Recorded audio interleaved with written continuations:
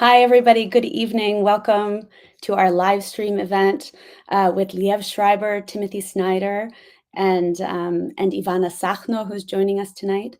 As we're getting started and just welcoming people into the live stream, I'd love it if you drop into the chat where you're joining us from. I see already that people have started doing that. So we have people joining us from Memphis, Tennessee, San Francisco, Washington, D.C., and Maryland. So many different places, Colorado, wow, Arkansas, incredible. We're just so grateful to have everybody here joining us today. So we're going to get started. We are so grateful that you're taking the time to join us tonight for this very special event.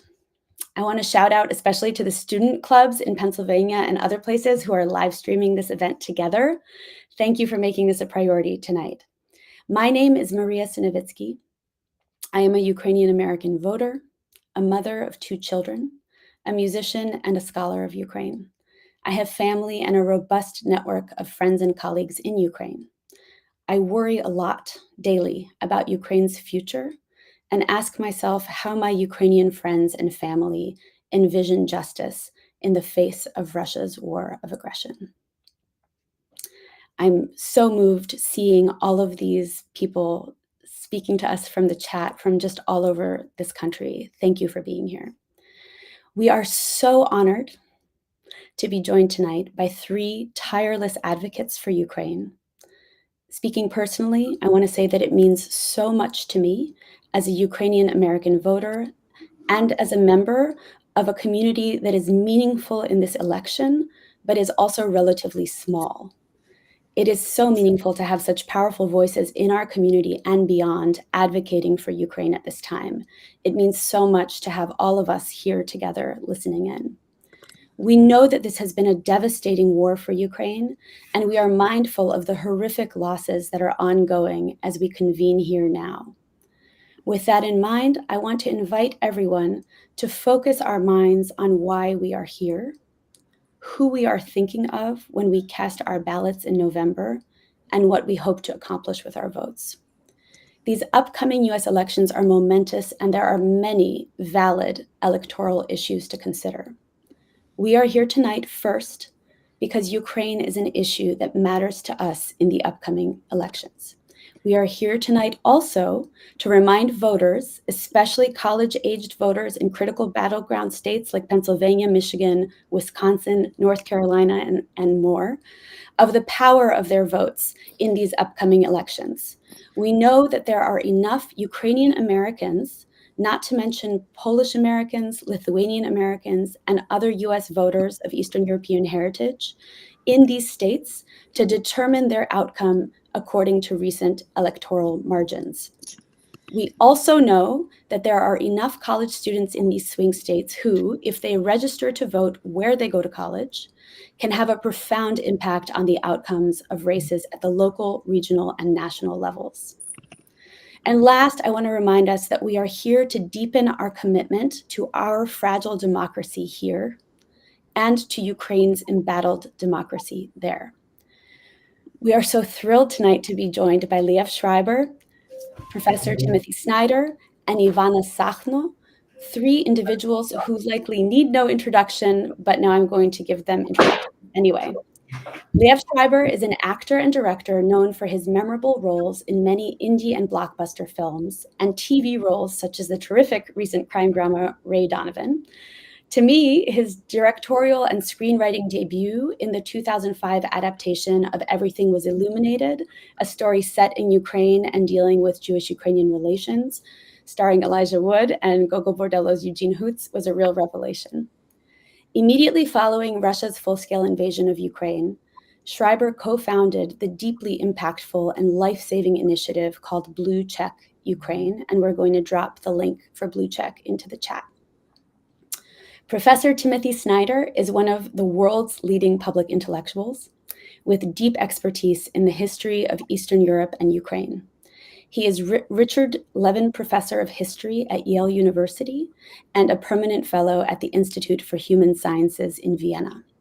He speaks 5 and reads 10 European languages, including Ukrainian. His latest book, On Freedom, is currently on the New York Times bestseller list.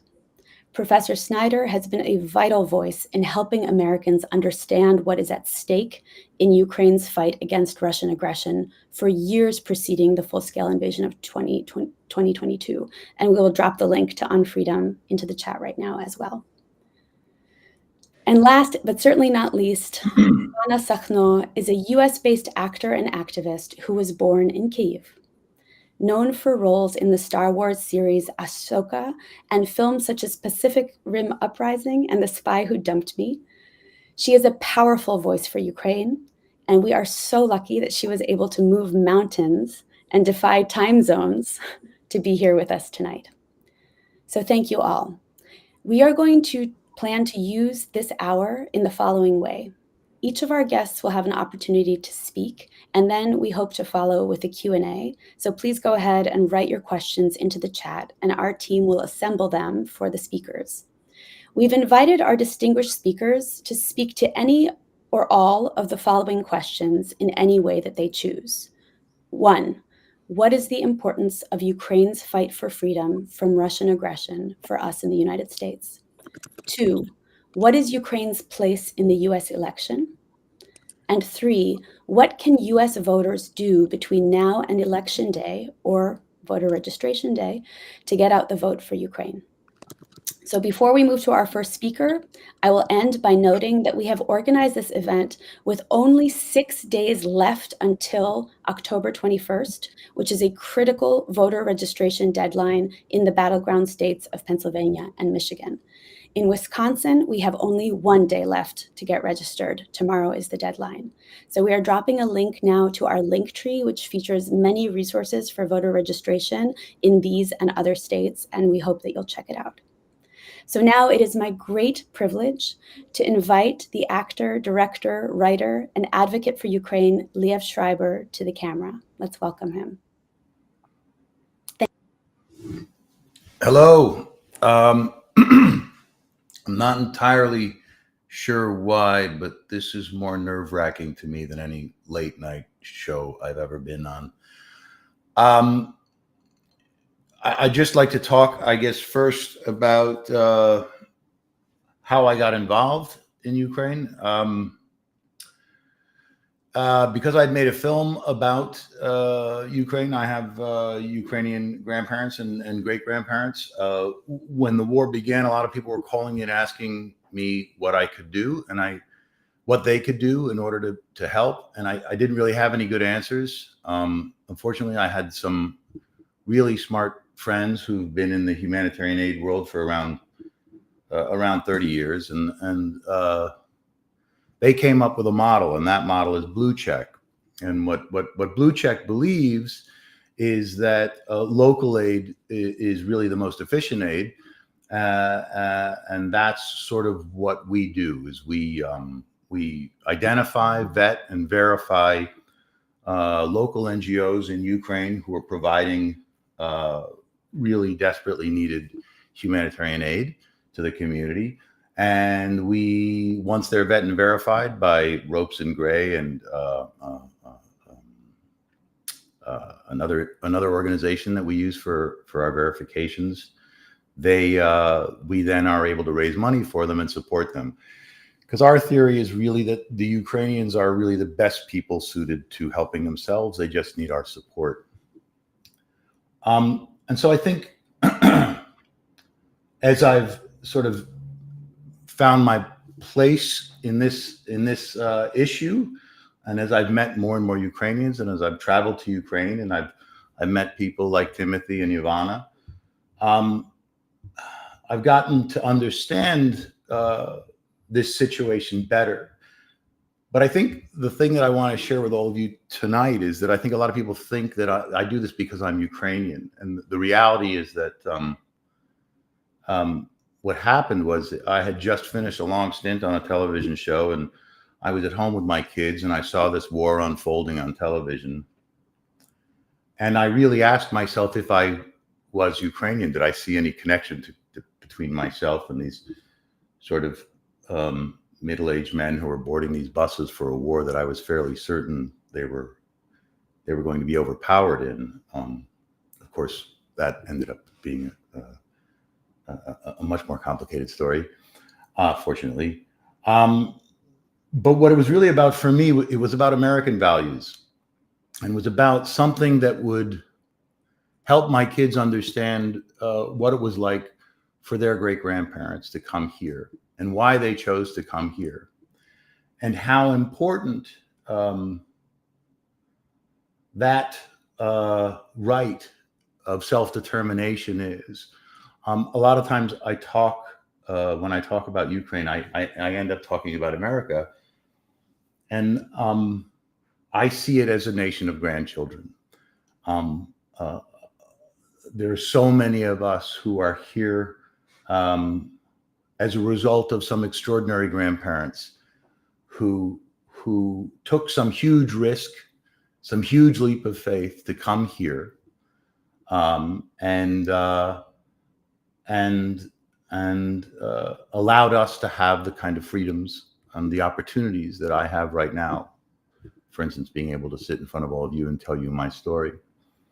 And that's really why I started Blue Check. One other thing I should say about Blue Check is that because it's a 501c3, I'm actually not able to, unless I want to lose my tax-free status for our group, I can't really endorse a candidate. But what I can say is that one of the most emotionally powerful elements of Ukraine for me was nowhere do I see the issue of democracy and sovereignty play out more clearly in a more defined and stark way than it's being played out in Ukraine right now. And I think that those values that the Ukrainians are fighting and dying for are really what this country is built on. And that's not to say that as Americans, we should be policing the world. But I do think we need to stand up for those values, and we need to remind ourselves of how important those values are to us and to our children and to our grandchildren. And the only price that we have to pay for that, and I have to say here that at risk of sounding overly patriotic, I really do believe that this is the greatest country in the world. And that is because it's the one place one of the few places where no matter where you come from, you have the opportunity to improve your station in life here. And that hangs on our democracy. And as our democracy gets more polarized and diffused, and as we deal with more misinformation and disinformation, it's really essential that we do everything we can to participate and to speak our minds and respond, regardless, however you feel about the issues, that we respond and make ourselves known as Americans. This is an issue that hits home for me, I guess, because I've met so many Ukrainians now, and I've worked with so many of them. It's less about my own family than it is about how I feel about the people in that country. And I think Timothy will be much more articulate on the impact of Ukraine losing this war and what that will do to all of Europe, not to mention the United States. But I think as human beings, we owe it, as human beings and as Americans, we owe it to ourselves, and we owe it to the Ukrainian people to support them. I wish that there's so many. I wish that I had our partners in Ukraine are so extraordinary. The work that they're doing for each other, and I wish I could have some of them here to speak to you, because they'd be so much more articulate about their own humanity and how important they are to me, and I hope to all of you as well. And I wish I had a better way to answer your questions, Maria, but My take on this is I think a distinctly American one, which is that our grandparents paid a price for the freedoms that we're exercising right now, and I think that we owe it to them. We owe it to that history, and we owe it to our culture as Americans to continue to support that idea of democracy, which is increasingly being threatened around the world. And I really hope that all of you come out and vote, regardless of how you vote. And I hope that you all continue to talk about Ukraine, because I think Ukraine, like so many other countries in the world, is such an essential part of who we are as Americans. And Ukraine, I would say even more in many, many ways. We are more deeply connected to that country than I think many people know. And if you want more on that, you can join Professor Snyder's Substack. It's fascinating. And yeah, I'm gonna leave it there. And if there's any other questions that come up, I'll be happy to answer them. Thank you so much. That was really, truly very moving, as is reflected in the chat comments too. And it really makes me want to say that the power of our personal stories and why we care about Ukraine, I think, can move people. So thank you, Liev, so much for sharing that with us. Sure, it's my pleasure. Yeah. So now it is my great honor to invite our next speaker, Ivanna Sakhno. As I said, she's an actor and a well-known advocate for Ukraine, and has managed to join us despite the difficulty of time zones. We're so grateful to have you with us, Ivanna. The floor is yours. Liev, that was deeply beautiful. Hi, everyone. I'm so honored and really grateful to join Timothy and Liev and be part of this conversation. I'll try to keep it brief, as we have two powerhouses speaking today. In Ukraine, we say «Зі світу пониці голому сорочка». Gather threads from around the world, and the naked will have a shirt. I think this ancient wisdom resonates powerfully in our interconnected world. Like many of you here, I bridge two worlds. My dad has been in and out of front lines volunteering and bringing aid since the beginning of the full-scale invasion. My grandmother is occupied, has been occupied in Crimea since 2014, and standing in Kyiv's Maidan Square in 2014, I saw how the fight for democracy in our nation can really inspire the whole world. And now, as Ukrainian Americans, we have this really unique role in weaving the fabric of global freedom. Our community knows firsthand that isolationism is an illusion. What happens in America deeply affects Ukraine and vice versa, and our engagement here strengthens democracy in both nations. So to my fellow Ukrainian Americans and young Ukrainian Americans, we've grown up understanding that the complexities of both cultures, we've grown up understanding them quite vividly. And as we approach this election, let's leverage this perspective. We're not just choosing American leaders, we're influencing policies that impact Ukraine's fight for sovereignty and global security. Our votes and voices here echo in the halls of Kyiv and beyond. And by participating in American democracy, we are standing in solidarity with those defending freedom in Ukraine right now. And every action we take here reinforces the democratic values of our ancestors who were here before us. The challenges facing both our nations are really significant right now, and I believe so is our power to address them. Our community's engagement is really a crucial thread in the tapestry of both American and Ukrainian democracy.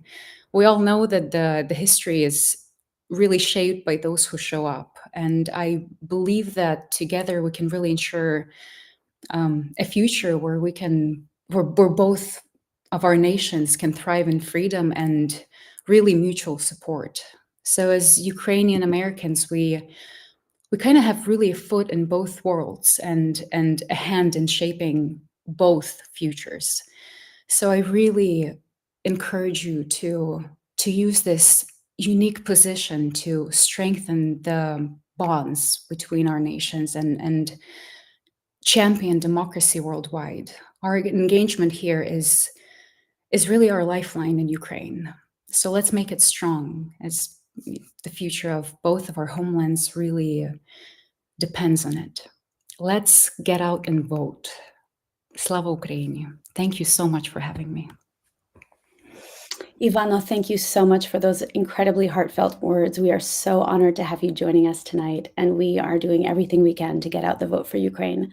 So thank you so much for addressing Ukrainian Americans, reminding us also of the work that it takes to have a democracy. Ukrainians have really taught the world that more than once. The effort that it's required to sustain it and the courage that it takes to sustain a democracy. So thank you so much for that. And now I am so honored to invite our third speaker, Professor Timothy Snyder, who will now speak to us. Thank you for being here. Okay, thank you so much for having me. I'm really delighted that we're having this conversation and that we're holding this meeting, because we're not going to get through this without cooperating, and we're not going to get through this unless we step out a little bit of our everyday roles, which I want to thank Liev and Ivanna for doing. They don't have to do this, they do. I also want to thank Pani Professor. I want to thank Marusia for stepping out and doing that extra thing. If we cooperate, we do that extra thing, it's going to be okay. I want to speak first about the connections, which Ivanna and which Liev have already suggested, between the US and Ukraine. I think here in the United States, we take for granted what the Ukrainians have been doing for us. I think we don't realize, and we should realize, that our normality, including our ability to have an election in which we're talking to each other about each other, that all of this depends upon Ukrainian resistance. That had the Ukrainians not resisted, or had the Ukrainians lost, we would be in a very different world already. One in which dictators would have the upper hand, one in which the very idea of democracy would seem empty, one in which it would be much harder to hope and to act. And so I think it's very important to credit the Ukrainians for that, and to recognize that the stakes in this war, therefore, go far beyond Ukraine. Were Ukraine, God forbid, to lose, the consequences wouldn't just have to do with the terrible suffering that tens of millions of Ukrainians would face. They wouldn't just have to do with the collapse of an international legal structure or a European structure, which is important enough. It would also set a new tone for the world, a tone in which wars of aggression are normal, a world in which other states will use their nuclear weapons to intimidate, a much more chaotic and a much more dangerous world. At the same time, on the other hand, the outcome in Ukraine, and we have to be very clear about this, also depends upon the policies of the United States, and therefore on the outcome of American elections. The United States hasn't done enough to help Ukraine, but what it has done has been indispensable. And our policies can, and should the wrong candidate win, will change to the great detriment of Ukraine, and I think in a way which sadly would threaten the survival of Ukraine. Now, I am not constrained by any legal obligation to be tactful or bipartisan, but what I will say is that I am speaking as a partisan for certain things. I am partisan for democracy. I would like democracy to thrive. I am a partisan for Ukraine. I would like Ukraine to survive and thrive. I'm a partisan of the United States. I would like the United States to survive and thrive. Listening to Liev, I couldn't help but recall that this life that I'm living with my family and my kids wouldn't be the same without the Ukraine. My kids have grandparents, great grandparents from that country too, and in that way, I'm involved. I've been a historian of Ukraine in one way or another for a quarter century, among other things, writing about Holodomor. I've been going to the country for 30 years, helping to run programs along with Ukrainian colleagues. During this war, I helped start a program which has given hundreds of fellowships to Ukrainian reporters and scholars and others, allowing them their own subjectivity, their own ability, their own voice, so that they can document the war as they see fit. Like many others, I've been traveling to the country during the war. I've spent about a month in Ukraine since the full-scale invasion. 4 different visits. I think I've been in 10 regions of Ukraine. I've been in deoccupied zones. I've been in regions of Ukraine that are claimed by Russia. I have, as many of us will, I have friends on the front. I was most recently on the front line in September. And of course, when I was on the front line in September, what my buddies and what other people wanted to talk about were the American elections. And I know what Ukrainian soldiers think about the American elections. I want to speak in a direct way to Ukrainian diaspora in the US as an outsider, of course, but as an outsider who knows something about the long and difficult history of the diaspora in North America. It's something that I've studied in various ways. I have a sense of how difficult and painful the relationship to the homeland can be. I know that it's a history sometimes of disappointments and misunderstandings.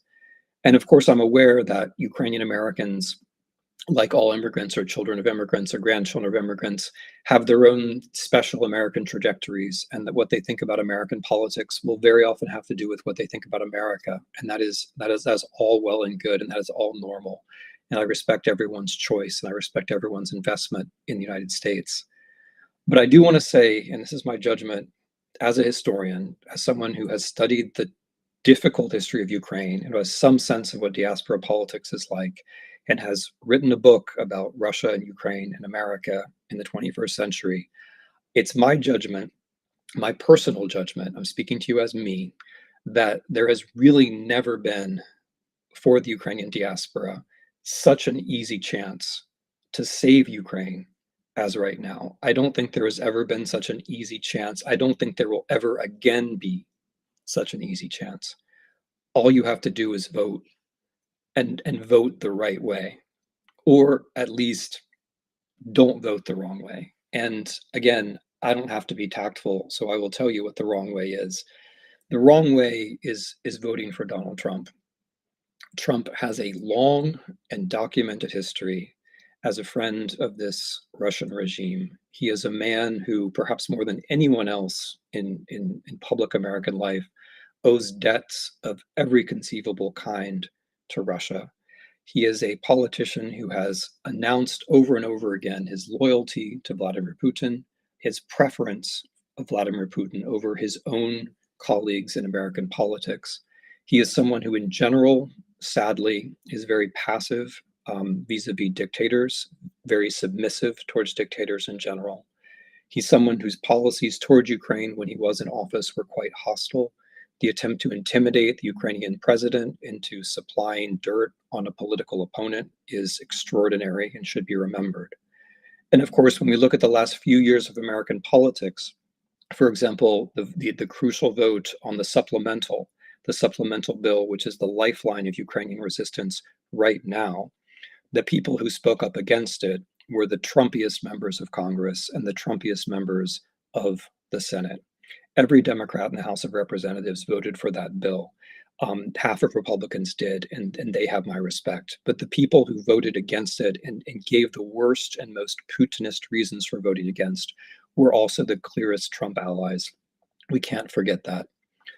Donald Trump could have chosen anybody as his vice presidential pick. He chose the single most anti-Ukrainian figure in American public life. There is no prominent American who is more anti-Ukrainian than J.D. Vance. J.D. Vance is someone who actively spreads, knowingly, Russian propaganda memes about Ukraine. He is someone who said at the most sensitive moment of the war that he did not care what happened to Ukraine one way or the other. Now, even if you don't want to believe any of that, even if you'd rather not think about it, there are some other reasons why you, I think, should not conclude that Trump could possibly help Ukraine in its current predicament. One is that the man is simply incapable of concentrating on anything for the period of time that it takes to do any kind of successful war management or diplomacy. If you look back to his previous 4 years in office, you will be hard pressed to find any policy that he concentrated on for longer than a few seconds. In order to manage a war, you have to have knowledge and you have to have patience and you have to have concentration. He doesn't have those abilities. He doesn't even pretend to. The second thing that's, so to speak, objective, that doesn't have anything to do with his past, is that he is an absolutely terrible negotiator.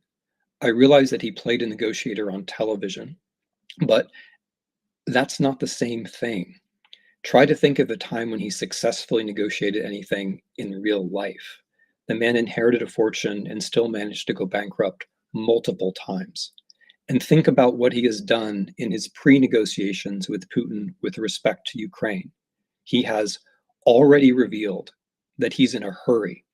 No good negotiator would ever do that. You never say you're in a hurry because that gives the other side an advantage. He has already conceded all of his bargaining chips. He's already said that he's going to throw American power on the side of Russia. He's already revealed his negotiating strategy.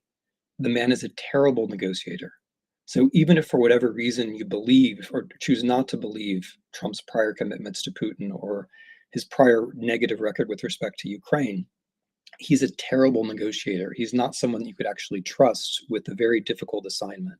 So here is my plea. I understand that people vote Republican. Most of my family votes Republican. I understand that people have various American commitments. I understand that people won't agree with me about all domestic political issues. That's fine. That's normal. That's the way it ought to be. But on this particular issue, if you care about my judgment would be don't vote for Trump. If you want to vote for Trump and you care about Ukraine, don't vote at all. Because if you do, it's going to haunt you.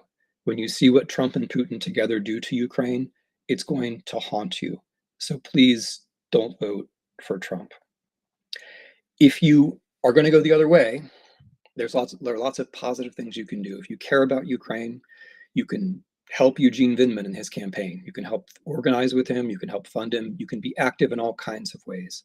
And you can remember, and Liev and Ivanna have already suggested this, you can remember that Ukrainians in various ways have set the example. Our democracy, our American democracy, really is at stake. It's at stake in a different way than the Ukrainian one, but it really is at stake.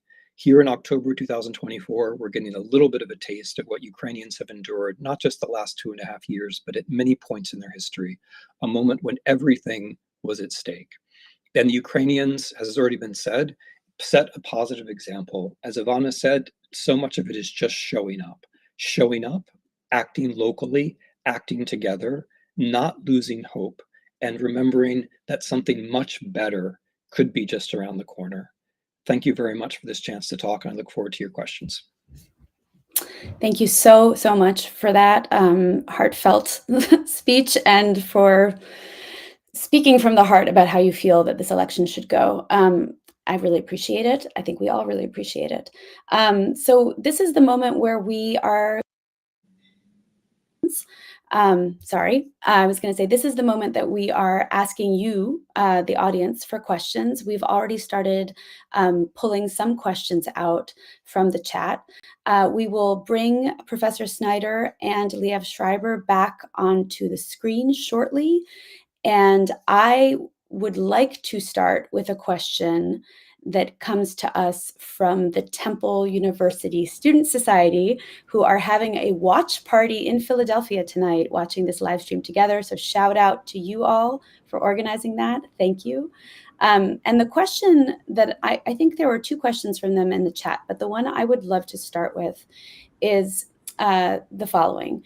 They write, how can US voters discern between propaganda and factual reporting when it comes to Ukraine? Well, that's a pretty easy one, actually. It seems hard because I'm just reading Ivanna, I love you on the chat. That's kind of distracting. Oh, there's another one who loves Ivanna. I gotta close that chat.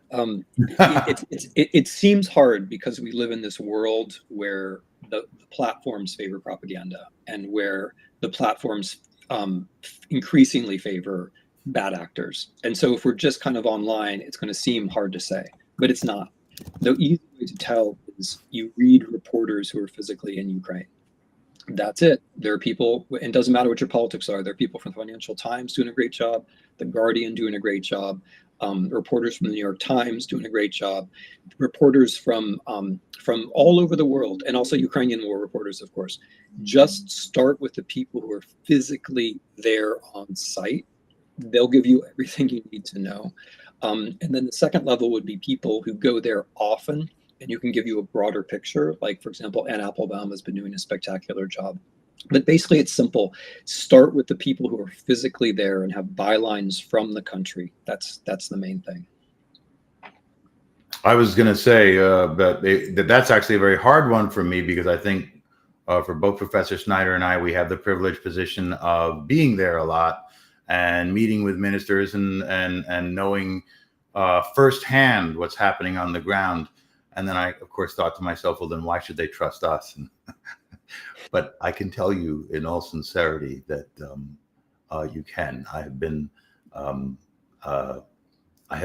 to the front lines, and I have spoken to many, many Ukrainians, and it's a dire situation. They are an incredibly resilient and strong people. And I'm not saying that because of any heritage component. I'm saying that because I've witnessed them survive extraordinary odds and respond with tremendous courage. But this is a critical time right now. And I think more important than anything is that we show up for them in our own democracy. If we really want to make a difference, we show up for them in November. Great, thank you very much. We'll move to the next question then, if that's all right with you both. Yeah. Okay. So the next question I'm going to ask comes from Christina Charuk, I'm pronouncing it like you're Ukrainian. I don't know that you are, which is, why is supporting Ukraine and our international partners good for the U.S.? I'll jump in just because I think Professor Snyder will finish this question much better than I will. But I will start it. I think it's, as everyone I think has said tonight, is that the issues in our own democracy have never been clearer than they are, and than they are being played out in Ukraine right now. And I think that sends a message to the world. I think a very important message to the world about democracy and about its health and its strength and our ability to discern, in terms of the last person's question, between misinformation, disinformation, and reality. I think those same issues haunt our own government. We are increasingly in a time. One of the things that occurred to me was when the president was trying to discern Trump's comments around where he would be if he were elected president. And I thought the Ukrainian president said, "Well, I understand that this is a political season for the president, and during this political season, he makes political remarks." I've spoken to some of my Ukrainian friends about that response, and they said, "Yeah, but the political seasons in America are becoming longer and longer and longer," and I think that's very important for all of us to understand the implications of that. And so, to be clear again, that our values and our faith in democracy, it's essential that we show up in November and we show that has meaning and substance, not just to the Ukrainians, but to ourselves and to the rest of Europe. As for the implications for Europe, if Ukraine, which, as many of you well know, is the gateway to Western Europe, if Ukraine falls, many of us, myself included, believe that there's a domino effect that then occurs, that a series of countries also become vulnerable as well. But hand this one over to Professor Snyder. I'll throw a few more things in. First, like as a historian, I just want to echo what Liev is saying about the strategic importance of Ukraine.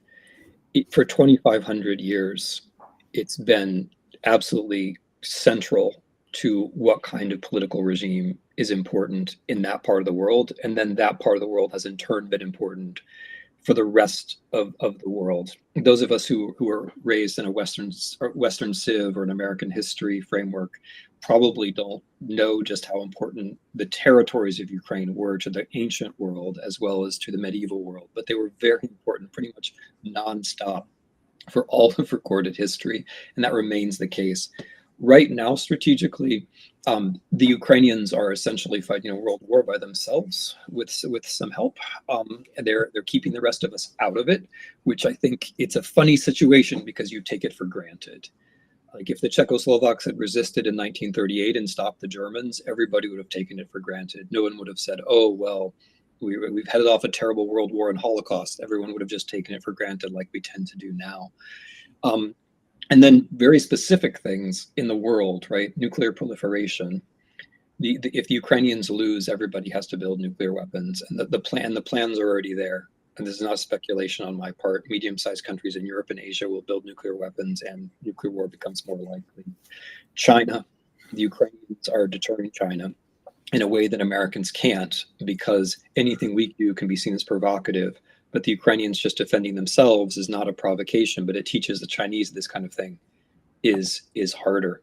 And then moving from the strategic to the existential and the moral, democracy always involves risks, right? I mean, African Americans know that.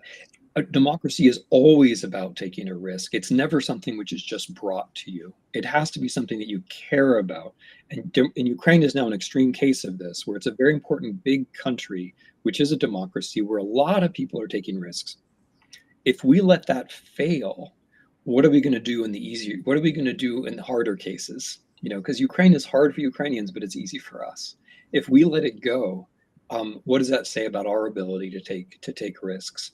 And what message does it send to the rest of the world? If Ukraine fails, it's going to be harder for other people to take those risks. It's going to be harder for this whole morality of democracy to survive.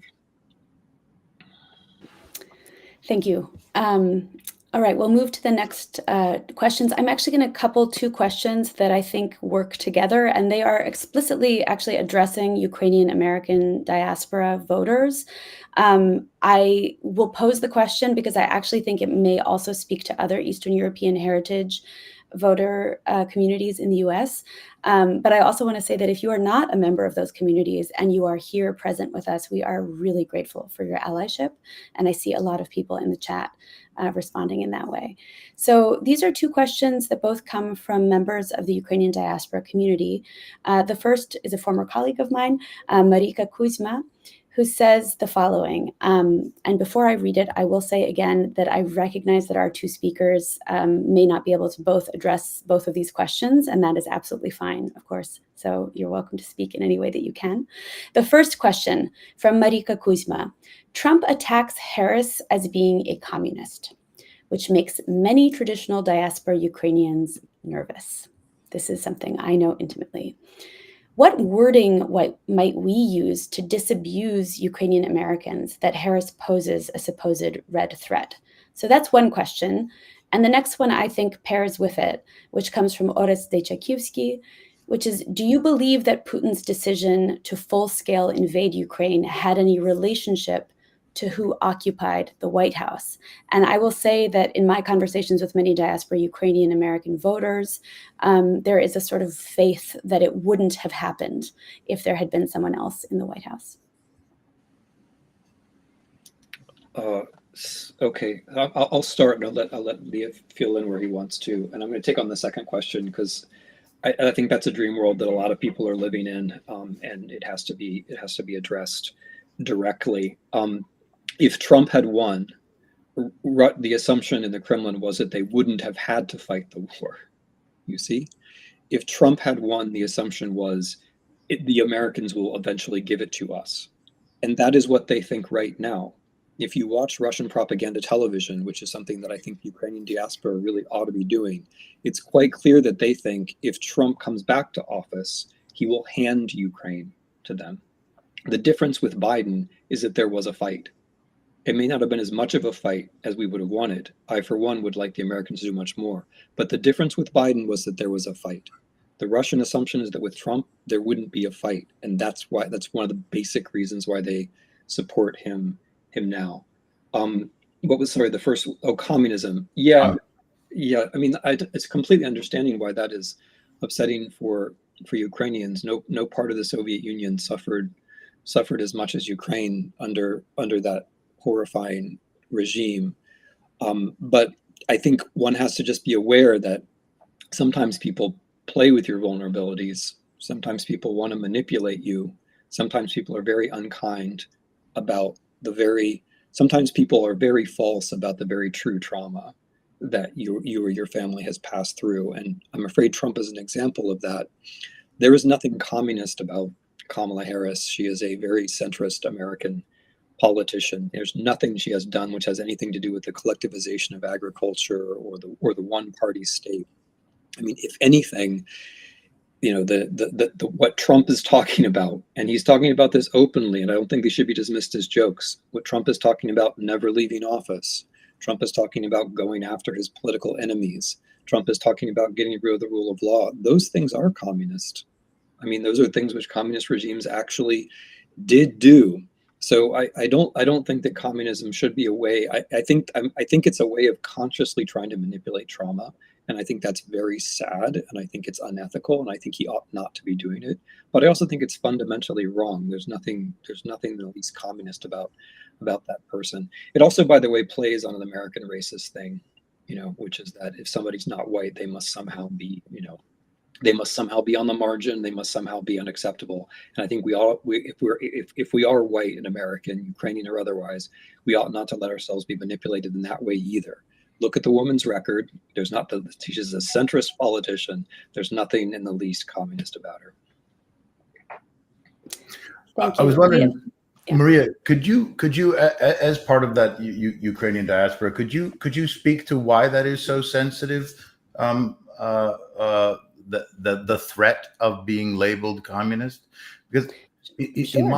in my thinking, or to my thinking about Ukraine and their struggle for independence and sovereignty, one thing I would just want to remind people about is the Budapest Memorandum of 1994, and one of the reasons why we are actually indebted as Americans to the Ukrainians is that in the interest of the non-nuclear proliferation, we and Russia was included in this and signed it and re-ratified it again a few years later, that we would respect the sovereignty and the borders of Ukraine in exchange for them dropping their nuclear arsenal, which, if I understand this correctly, was the third largest in the world at that point. And they essentially made themselves completely vulnerable to attack with nothing more than the promise that the two largest military superpowers in the world would defend their sovereignty.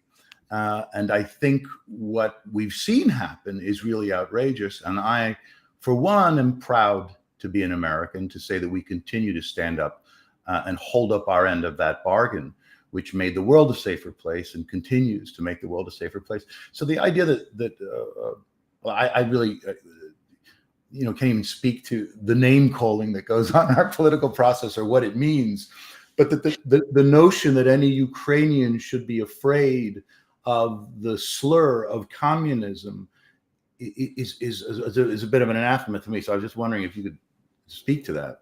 Sure. I'm going to step out of my moderator cube for one moment and do the professor thing, maybe. But also, I'll speak personally. I was born into a Ukrainian American family. I was the first generation born into this family in the United States, to parents who I think were deeply traumatized. Tim, to your point, right? This is the manipulation of a trauma, who arrived to this country as refugees from Soviet power. For them, the Soviet Union was the greater threat during World War II. And for them, Reagan occupied a very strong anti-communist position. It was very clear where the evil empire was, right? It was very clear which party at that time supposedly was going to bring down the wall.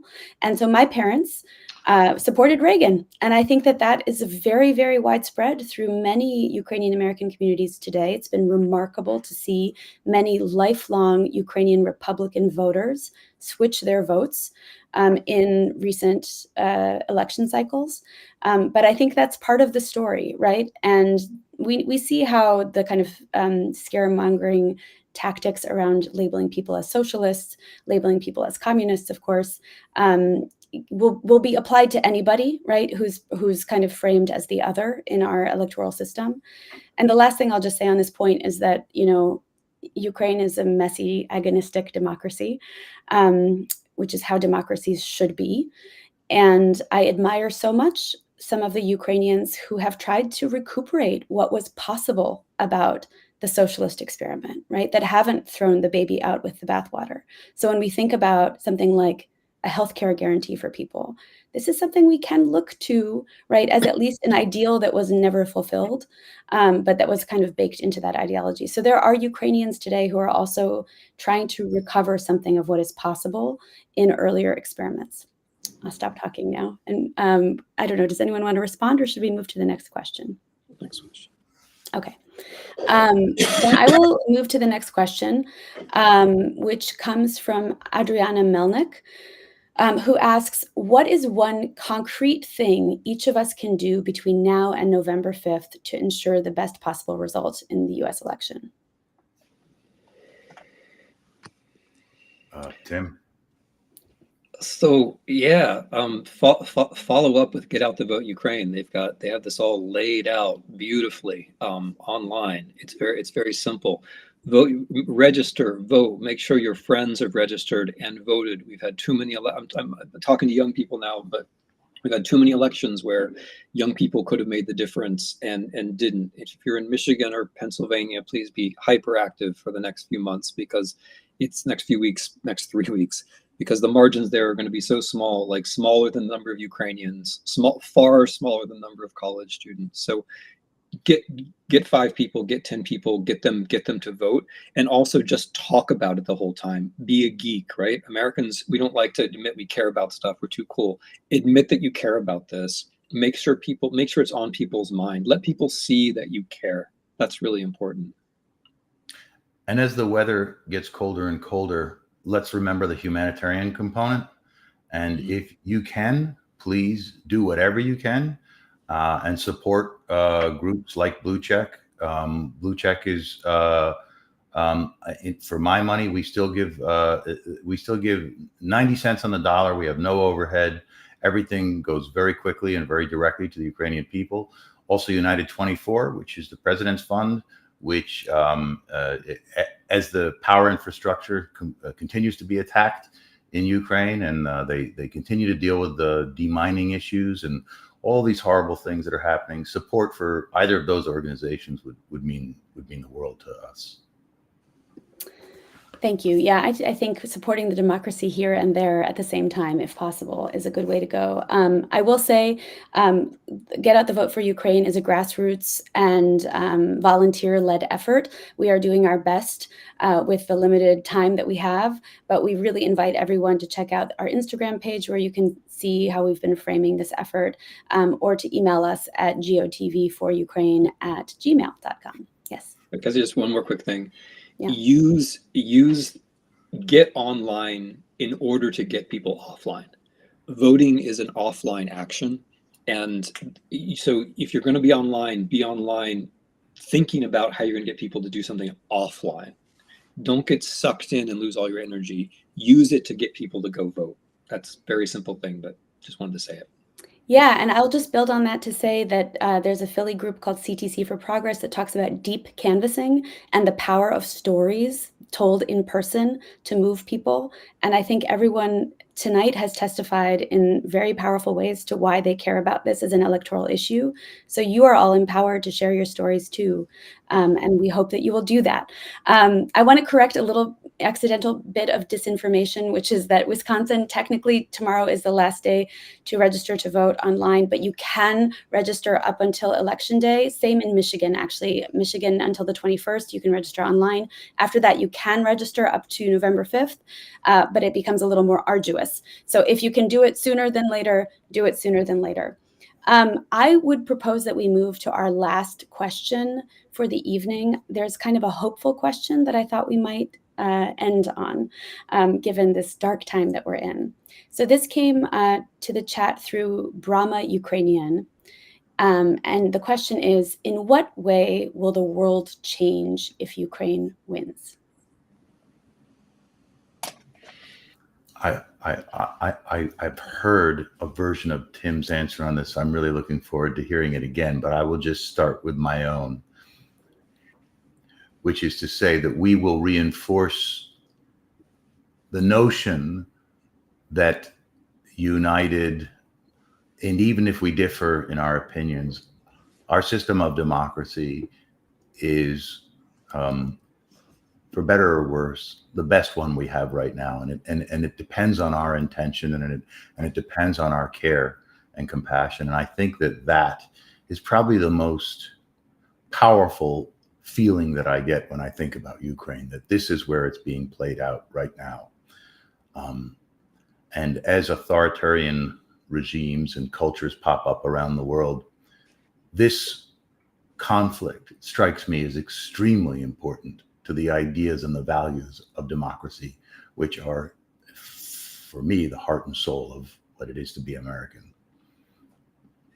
I really like that question because it catches something that I've heard Ukrainians say during the war, which over and over again in different ways, which is that the war isn't about the Russians. The war is about the things that Ukrainians saw in the future. The war is about the brighter possibilities that they believed, and I think rightly believed, they were heading towards, and the Russians are now in the way. And that's what the Russian war is about. It's about being in the way. It's about saying there's no truth, there's no values. It's about trying to intimidate people. It's about trying to bring everything down. And I think that's maybe at the center of what the war would be like. The world would be like if Ukraine wins. And one sees it in this political season in the US as well. Some politicians are spending all of their time bullying and trying to bring people down. They're not offering anything positive. They're not talking about how we work together. They're not talking about what government can do for all of us. They're not talking about how if we cooperate now, it'll be better for the next generation. They're not talking about America as a land of the free.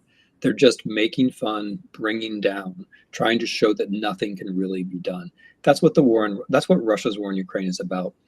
Russia's war in Ukraine is about showing, it's about an attempt to show that nothing really matters. There's no point ever resisting. There's no point caring about anything.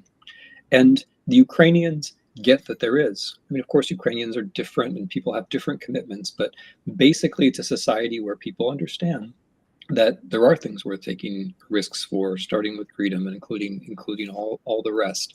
And so if we can be on the right side of that victory, all of us get to be reminded that there were things worth taking risks for, and all of us get to be reminded that you can do the right thing and have the right result. And all of us get to be reminded that it's not all about the larger forces or the whims of the dictators.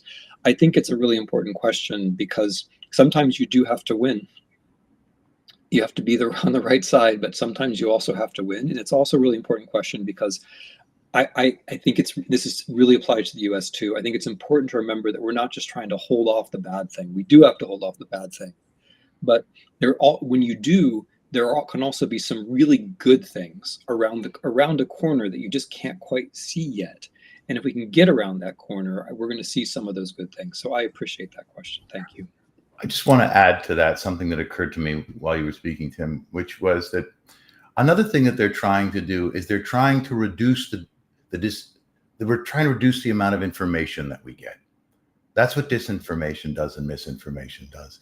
It's trying to say, as I believe that Putin is that I'm the only one that you should trust. It's my information. My information is supreme. And another thing that I love about this question is that the point of optimism, how important optimism is, and what we can do with information when we are all allowed to be in possession of real scientific information. And it just reminds me of this Montreal Protocol when we had this huge hole in the ozone.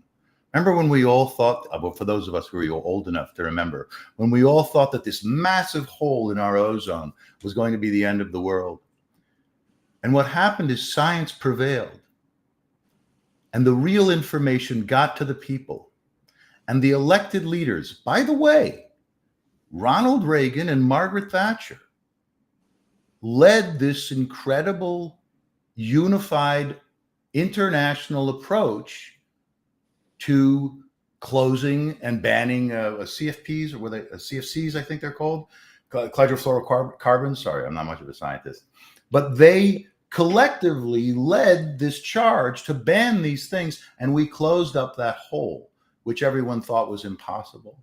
And the reason that I believe that works, and the reason I love that story so much, is it shows the potential we have when we act together and we act on real information. And that's what that's what's at threat right now. With real information, together, we can accomplish anything.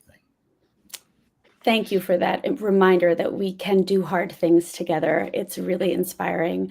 And we are out of time. So I'm just going to say a big, again, sincere from the bottom of my heart, thank you to everyone. I'm sorry we didn't get to all of the amazing questions in the chat.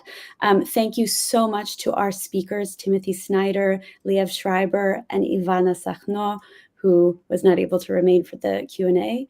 And we want to just end by asking everybody here to participate in our call to action from Get Out the Vote for Ukraine, to try to speak to 5 friends, family members, or community members this week about the issue of Ukraine and why it motivates you in this election. And this is another reminder to please keep the critical dates that are coming up in mind. So we're going to drop one more time into the chat our link tree, which has all of the information that you need about voter registration, how to get registered. If your college